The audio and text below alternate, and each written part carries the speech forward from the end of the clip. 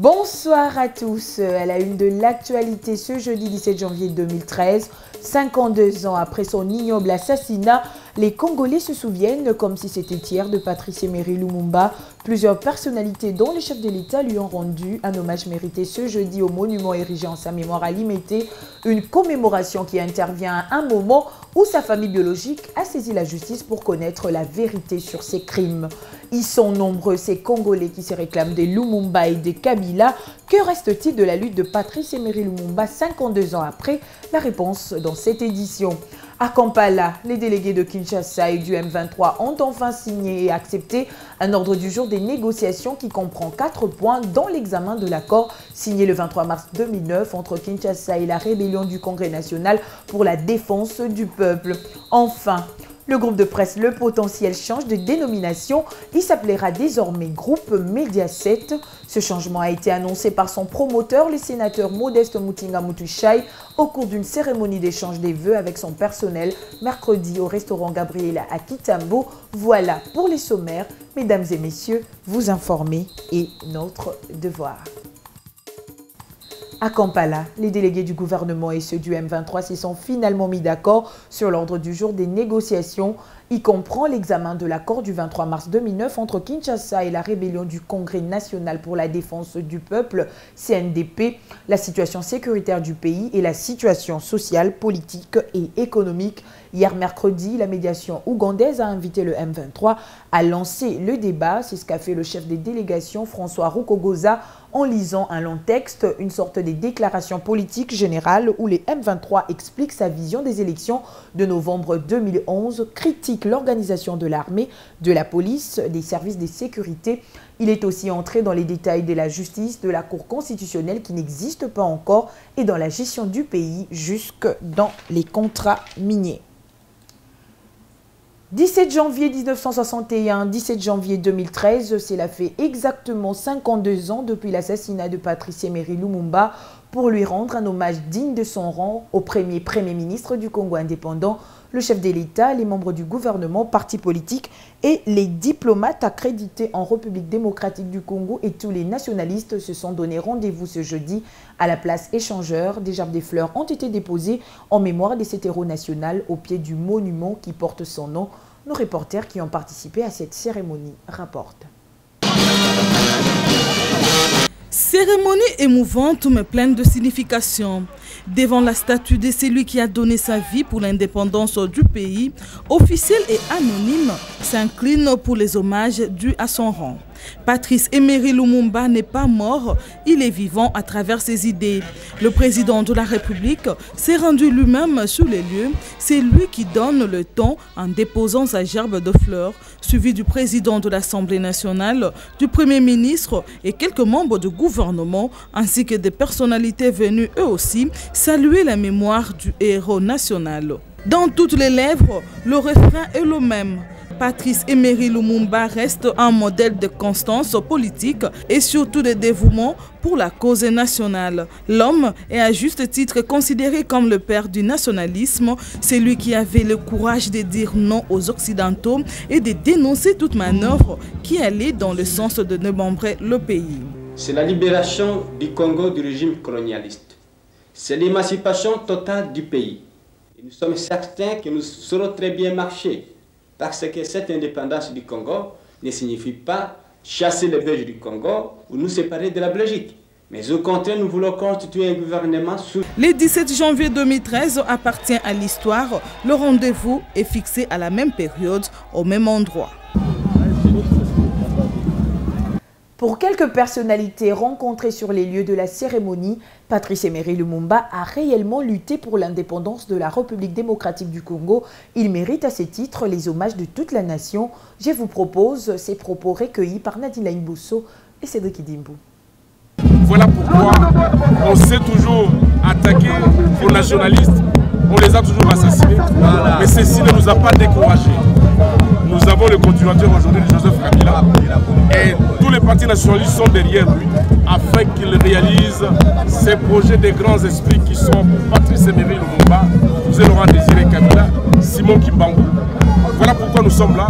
Nous disons qu'ils sont peut-être morts physiquement, mais spirituellement, ils survivent parce qu'aujourd'hui, ce sont leurs idées qui nous inspirent pour aller de l'avant. Il a existé dans ce pays un homme qui s'appelait Patrice Emery Lumumba, qui est mort d'une mort atroce parce qu'il se battait pour l'unité et l'indépendance de son pays. Et c'est un devoir pour tout Congolais de se rappeler qu'il a existé et qu'il est mort de cette manière-là pour le pays. Nous avons, nous, jeunesse congolaise, vu, expérimenté Laurent Désiré Kabila et il nous a légué un message de nationaliste. Mais avant lui, celui que nous n'avions pas vu ni expérimenté, puisqu'il est immortel, son message de nationaliste nous est en plein cœur. C'est aussi un héritage. Et donc là, nous avons hier et aujourd'hui célébré deux hommes modèles pour la patrie congolaise. Beaucoup reste à dire sur la personne de Patrice Emery Lumumba. Ses idées nationalistes ont accéléré sa mort. Son combat restera à jamais gravé dans la mémoire des Congolais.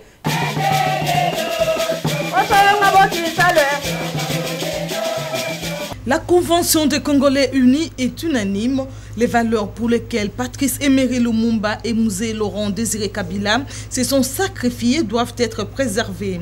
Pour cette formation politique, le peuple doit défendre jalousement leurs droits inaliénables et s'autodéterminer pour l'avenir de toute la nation. La CCU fixe quelques priorités de l'action publique et soutient le choix des dirigeants par le peuple congolais lui-même. Ils doivent sauvegarder les intérêts du pays et lutter contre sa balkanisation. La balkanisation de ce pays, dénoncée dès l'aube de l'indépendance par l'inoubliable Patrice Emery Lumumba, est plus que jamais à l'ordre du jour. Pire, même certains de nos voisins s'y sont mis, avec les partenaires traditionnels qui ne s'embarrassent d'aucun scrupule pour activer et entretenir des incidents destinés à imposer le démembrement de notre pays en vue de l'émergence de petits États, des micro-États faibles, malléables, corvéables.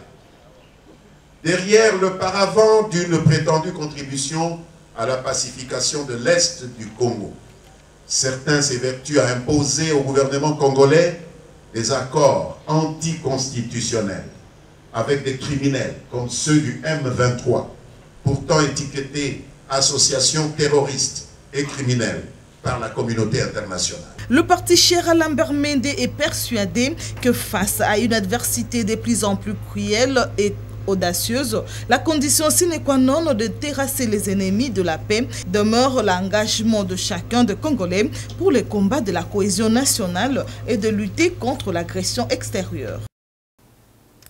Beaucoup reste à dire sur la personne de Patrice Emery Lumumba. Ses idées nationalistes ont accéléré sa mort. Son combat restera à jamais gravé dans la mémoire des Congolais. C'est du moins ce que pensent deux célèbres historiens interrogés par Monulfe Bosso. Les professeurs Kamba Ibouacha et Philippe Bioya sont les invités de l'émission spéciale 17 janvier. Suivons-en un extrait. Si vous parlez de mombisme, c'est un combat, une doctrine, ce sont un ensemble d'idées contre la colonisation, contre l'impérialisme, des idées en faveur en fait de l'humanité des hommes, de tous les hommes, de l'égalité de tous les hommes. Alors c'est tout cela, il a prononcé des discours ce sont des écrits. Il a même écrit un livre posthume qu'on a publié après sa mort, Congo Terre d'avenir est-il menacé. Il a écrit, c'est un journaliste aussi, je crois, parce qu'il a écrit beaucoup de poèmes. Il correspondait dans beaucoup de journaux et il a fait des discours, même il a été à l'université d'Ibadan. La frustration positive qu'avait Lumumba en lui-même, il a projeté sur le peuple congolais en particulier et sur le peuple du monde en général. Le professeur Bioya l'a dit, et d'une très belle manière.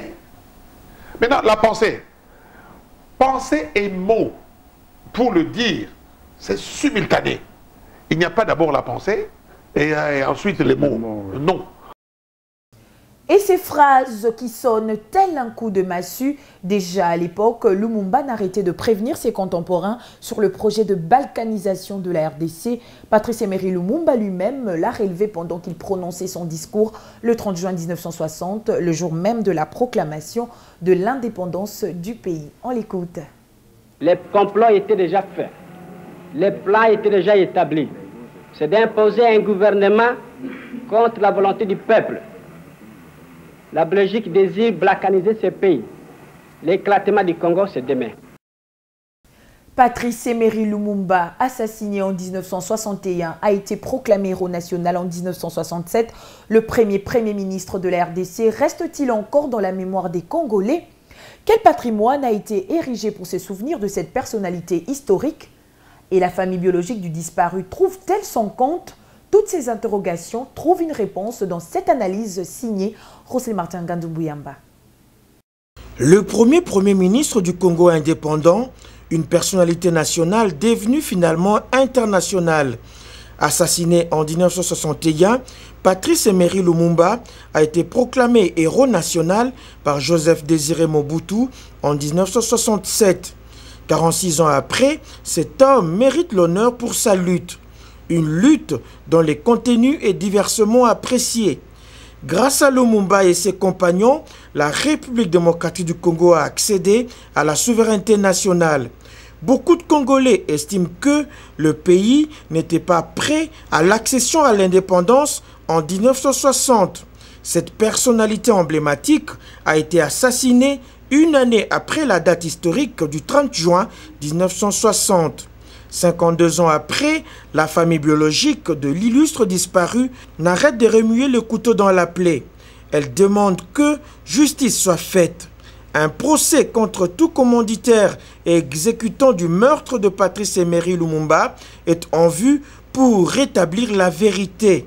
Visiblement, la famille Lumumba, qui à l'arrivée de l'AFDEL avec en tête cet autre héros national, Laurent Désiré Kabila, comptait beaucoup sur le retour des Lumumbistes au pouvoir pour faire éclater la vérité au grand jour. Le soldat du peuple avait en son temps rapproché ceux qu'il avait appelés ses enfants. On en veut pour preuve la nomination de Juliana Lumumba, l'un des fils Lumumba, comme membre du gouvernement de salut public. L'assassinat de M. Laurent Désiré Kabila en 2001, la veille même de la commémoration du 40e anniversaire de son modèle politique, aurait tout gâché. Depuis, toute une initiative venue de la famille Lumumba est toujours soutenue par le gouvernement congolais.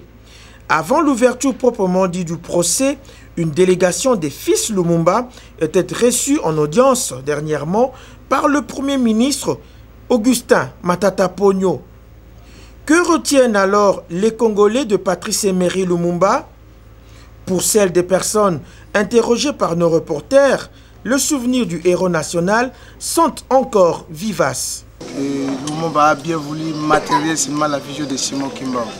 Et en matérialisant tout cela, il a donné la vision à tout Congolais de se retrouver autour de lui et relâcher les choses. Mais cela n'a pas plu à l'Occident, à l'autorité, ce qui a fait qu'on puisse l'assassiner sauvagement le 17 mai. Lumumba a été accompagné de ses collègues auxquels présentement que j'ignore le nom, on s'en souvient de lui car il a été décrété comme héros national. Même en dehors du pays, l'homme bénéficie d'une haute considération. Des grands édifices sont érigés au nom de Patrice Emery Lumumba. En République démocratique du Congo, terre des aïeux du héros national, l'homme reste immortel. Un monument érigé en sa mémoire à côté de l'institut qui porte son nom orne le boulevard Patrice Emery Lumumba. Des avenues et places publiques portent le nom de cette icône de la vie politique de la République démocratique du Congo. L'Institut Lumumba, par exemple, situé sur le boulevard, serait dans un état d'abandon. Les visites du président de la République Joseph Kabila à la veuve Pauline Lumumba ainsi que celles d'autres personnalités, à l'instar du président tunisien Monsef Marzouki lors du 14e sommet de la francophonie, devraient quand même réconforter la famille. Les commémorations de chaque année, le jour du 17 janvier, date qui reste inoubliable, restent à côté de celle de 16 janvier, des moments où les Congolais doivent ressasser les bons souvenirs de Patrice Emery Lumumba et de Mzee Laurent Désiré Kabila. Au sujet de l'ouverture du procès Lumumba en Belgique, son fils François Lumumba reste convaincu que la vérité sera connue de tous et que les auteurs de ces crimes odieux devront répondre devant la justice. François Lumumba a été interrogé par Nadine Laïn-Bousso. 52 ans après sa mort, la famille Lumumba est déterminée à connaître les circonstances de la disparition de leur père. Un procès est ouvert en Belgique sur cette affaire. Ces ayants cause sont convaincus que la justice fera son travail car les assassins ne doivent pas rester impunis. Cette fois-ci, nous avons mis l'accent en ce qui concerne le génocide à l'est du pays. C'est dans ce sens que nous devons, même si nous passons à Patrice Lumumba, mais jamais et jamais d'oublier le génocide de 8 millions de nos citoyens à l'est du pays. L'ouverture de ce procès est un signal pour toute personne qui tenterait de commettre des crimes du même type. Aucune infraction de cette nature ne restera impunie. Mais qui est donc Patrice Emery Lumumba? En quoi consistait sa lutte? Pourquoi a-t-il été assassiné lâchement? Mariam Boya Chilumba nous rafraîchit la mémoire à travers ce rappel historique. Patrice Emery Lumumba est né le 2 juillet 1925 à Onaloa, dans le territoire de Katakokombe, au Sankourou. Il fréquente l'école catholique de missionnaires, puis élève brillant dans une école protestante tenue par les Sédois. Il travaille comme employé de bureau dans une société minière de la province du Sud Kivu jusqu'en 1945. Puis comme journaliste à Léopoldville, aujourd'hui Kinshasa, et Stanleyville, Kisangani. Période pendant laquelle il écrit dans divers journaux. En 1958, à l'occasion de l'exposition universelle de Bruxelles, première du genre après la guerre et qui a un grand retentissement dans le monde, des Congolais sont invités en Belgique dans Patrice Emery Lumumba. Mécontent de l'image paternaliste, peu flatteuse du peuple congolais présentée par l'exposition, Lumumba se détache de libéraux et avec quelques compagnons politiques, noue de contact avec le cercle anticolonialiste de Bruxelles. Dès son retour au Congo, il crée le mouvement national congolais à Léopoldville le 5 octobre 1958 et à ce titre participe à la conférence panafricaine d'Accra. Il organise une réunion pour rendre compte de cette conférence et il y revendique l'indépendance devant plus de 10 000 personnes. En octobre 1959, le MNC et d'autres partis indépendantistes organisent une réunion à Stanleyville. Malgré un effort soutien populaire, les autorités belges tentent de s'emparer de Lumumba, ce qui provoque une émeute qui fait une trentaine de morts. Lumumba est arrêté quelques jours plus tard, jugé en janvier 1960 et condamné à 6 mois de prison le 21 janvier. Les autorités belges organisent des réunions avec les indépendantistes. Une table ronde réunissant les principaux représentants de l'opinion congolaise a lieu à Bruxelles et Lumumba est libéré en toute hâte le 26 janvier pour y participer. Alors qu'il espérait profiter de tendances contradictoires d'un ensemble hétéroclite, le gouvernement belge se trouve confronté à un front uni de représentants congolais et à la surprise de ceux-ci accorde immédiatement au Congo l'indépendance, qui est fixée au 30 juin 1960. Des élections générales, le premier dans l'histoire du Congo, ou encore belge, ont lieu en mai 1960. Les leaders Bakongo Joseph Kasavubu, triomphant surtout dans la région de Léopoldville, prête serment comme président de la République et avalise aussitôt la nomination de Lumumba comme Premier ministre. Le 17 janvier 1961, Patrice Lumumba et 2 de ses partisans, Maurice Polo et Joseph Okito, sont conduits par avion à Elisabethville au Katanga et livrés aux autorités locales, leur pire ennemi. Lumumba, Polo et Okito seront conduits dans une petite maison sous escorte militaire où ils seront ligotés et humiliés. Ils seront fusillés le soir même par des soldats sous le commandement d'un officier belge. Les festivités du 16 et 17 sont terminées. Les couvercles se sont rabattus sur Patrice Emery Lumumba et Laurent Désiré Kabila, mais leur héritage idéologique a du plomb dans l'aile.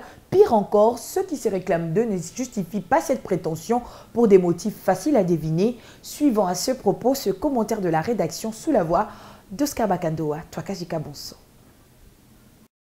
La meilleure manière de rendre un hommage mérité à ces illustres disparus serait de vivre et de conduire le pays suivant leur vision, le bien-être du Congo et des Congolais. Sur ce point précis, ces célébrations sont aux antipodes de la philosophie de ces deux hommes. Ils sont nombreux dans la classe politique congolaise à se réclamer de Lumumba ou de Kabila. Après leur disparition, les deux personnalités sont devenues un refuge idéologique. Ni plus. Les deux noms se vendent plutôt bien.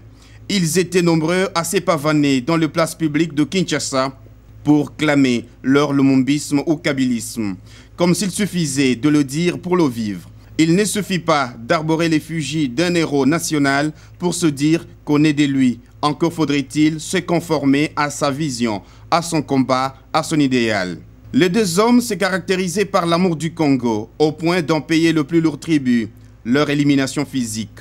Cependant, les kabylistes et lumumbistes d'aujourd'hui prétendent aimer le Congo à cause de ce que le pays leur a donné, mieux grâce aux fruits de leur prédation. La question que tout le monde se pose est celle de savoir qu'est-ce qu'ils donnent à leur tour à ce pays. Lumumba et Kabila ont lutté contre les antivaleurs. Aujourd'hui, beaucoup de ceux qui s'en réclament sont champions en corruption, en fraude, en tricherie, en régionalisme, en tribalisme, au point de faire du Congo l'un des pays les plus corrompus du monde. Toutes les initiatives allant dans le sens de la répression de ces crimes économiques sont tournées en dérision. Les deux héros nationaux se sont battus contre l'oppression, l'hégémonie occidentale. Ils ont lutté pour une république des valeurs. Il faut arrêter de cracher sur la mémoire de ces deux symboles. Le peuple congolais qui n'est pas dupe sait que les politiques congolais ne sont lumumbistes ou kabylistes que lors des célébrations. Autre chose, restructuration de la Commission électorale nationale indépendante. Le Forum des leaders de la société civile de la RDC soutient le Sénat et désapprouve la démarche de l'Assemblée nationale à travers une déclaration commune qu'ils ont rendue publique ce jeudi au Palais du Peuple. Les signataires disent prendre la communauté tant nationale qu'internationale à témoin sur ce qu'ils appellent la confiscation du pouvoir du peuple par la Chambre basse du Parlement. Ils exhortent le chef de l'État à renvoyer cette loi pour une deuxième lecture, comme il l'a fait avec la loi des finances 2013. Je vous laisse suivre un extrait de ce document choisi par Charliton Sissava. L'Assemblée nationale a défié le peuple congolais. Il a confisqué son pouvoir démocratique en politisant la CENI. 3 sur 11. Elle a rejeté la pétition du peuple congolais et la démocratie ont persisté sur les erreurs de la mandature passée qui ont plongé le pays dans le chaos. Saluons le travail bien fait du président du Sénat et les honorables sénateurs qui ont tenu compte des erreurs du passé et la volonté du peuple congolais d'avoir des élections libres, crédibles et démocratiques qui vont amener le peuple congolais à un état de droit et au développement intégral. Interpellons et demandons au président de la République de ne pas entrer en conflit avec le peuple congolais en promulguant une loi antidémocratique, irresponsable et conflictogène, mais plutôt de recevoir la société civile pour un entretien comme il l'a fait avec d'autres composantes de la société congolaise. Je l'ai annoncé en début de journal, c'est autour d'un repas de famille que les cadres et agents du groupe de presse Le Potentiel Radio-Télé 7 se sont retrouvés avec leur président-directeur général pour clôturer en beauté l'année 2012. Une occasion pour le responsable de cette entreprise de presse d'annoncer quelques innovations qu'il compte apporter pour l'année 2013.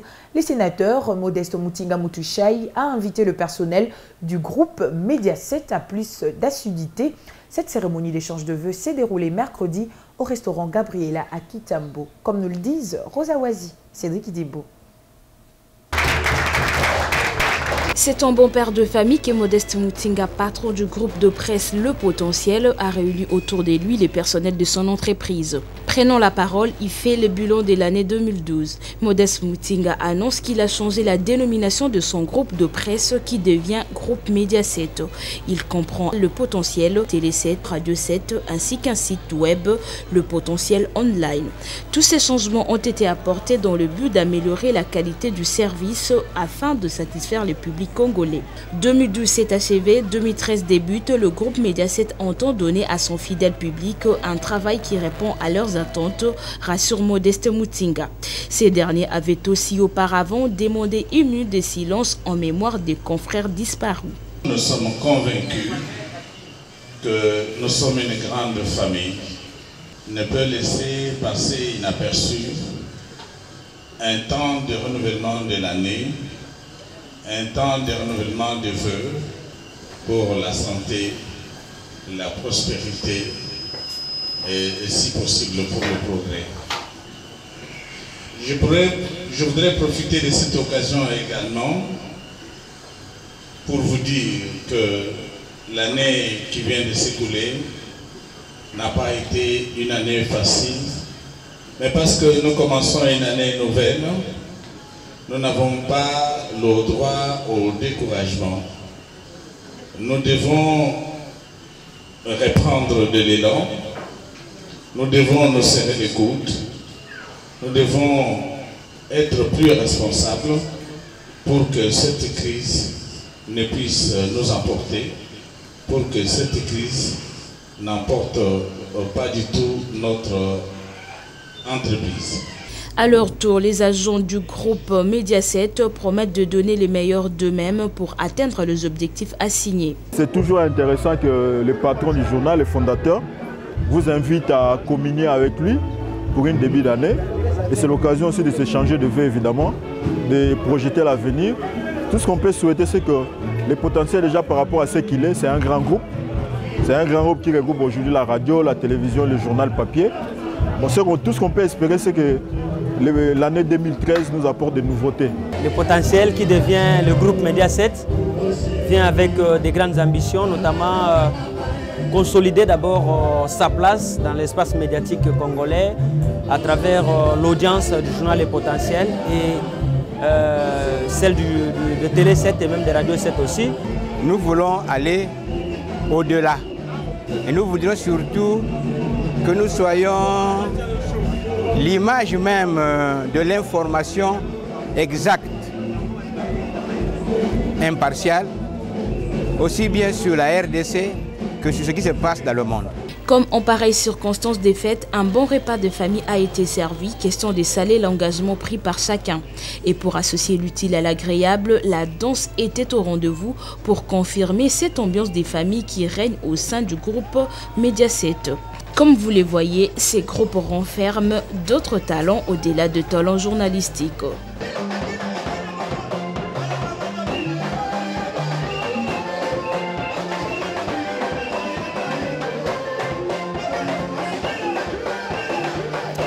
Et comme vous l'avez remarqué, la danse était au rendez-vous. En sport, football, la Coupe d'Afrique des Nations Afrique du Sud 2013, c'est dans 2 jours. Les Léopards de la République démocratique du Congo sont arrivés mercredi au pays de Nelson Mandela après une période de mise au vert à Oman, aux Émirats Arabes Unis. Les Quinois qui attendent impatiemment les débuts de cette compétition souhaitent voir l'équipe nationale arriver en finale. Un bémol, que le courant électrique ne vienne pas gâcher la fête, redoutent quelques personnes que nos reporters ont interrogées. Suivant à ce propos, ce reportage de Mariam Boya Chilumba et Blanche Arcandolo. À 48 heures du coup d'envoi de la Coupe d'Afrique des Nations, les avis sont partagés sur les chances des Léopards. Si les uns estiment que la victoire est certaine, parce que cette fois les joueurs sont bien motivés et préparés par l'entraîneur Claude Leroy, les autres par contre ne se font aucune illusion. L'équipe doit fournir des efforts devant les formations aguerries comme le Ghana et le Mali. Il ne faut surtout pas oublier que les Fauves n'ont plus participé depuis 3 éditions à la phase finale de la CAN. Je donne la chance à notre équipe nationale. C'est depuis le temps que nous n'avons pas participé pendant 3 phases finales. Aujourd'hui, nous sommes rentrés dans cette CAN. Je crois que l'équipe s'est bien préparée. Il y a aussi des talents dans notre équipe nationale.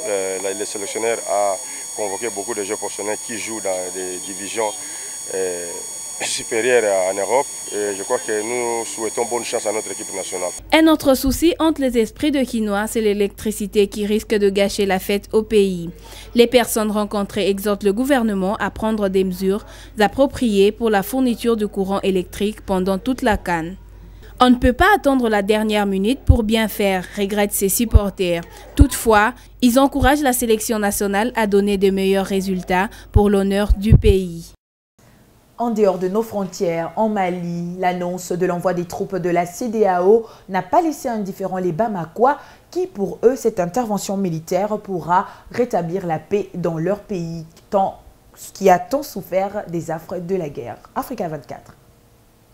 Ce matin, dans les rues de Bamako, les Maliens prennent le pouls de la situation dans leur pays. Dans les kiosques, ils s'informent des dernières nouvelles, notamment de la prise d'otages qui a eu lieu hier en Algérie. Un incident qui, pour certains, aurait pu être évité si la menace terroriste avait été prise davantage au sérieux. L'alerte avait été donnée depuis un certain temps que les pays limitrophes, en tout cas l'Afrique tout entière, devaient faire front pour barrer la route à ces gens-là.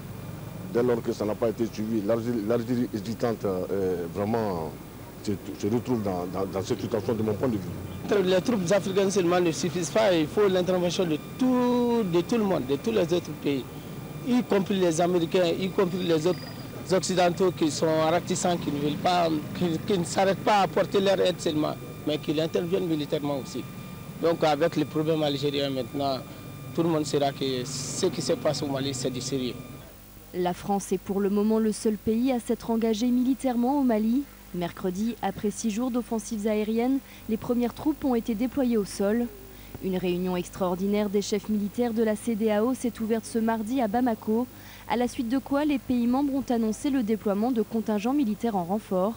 Le Tchad, le Nigeria, la Guinée ou encore le Niger s'apprêtent à envoyer plus de 3000 militaires au Mali.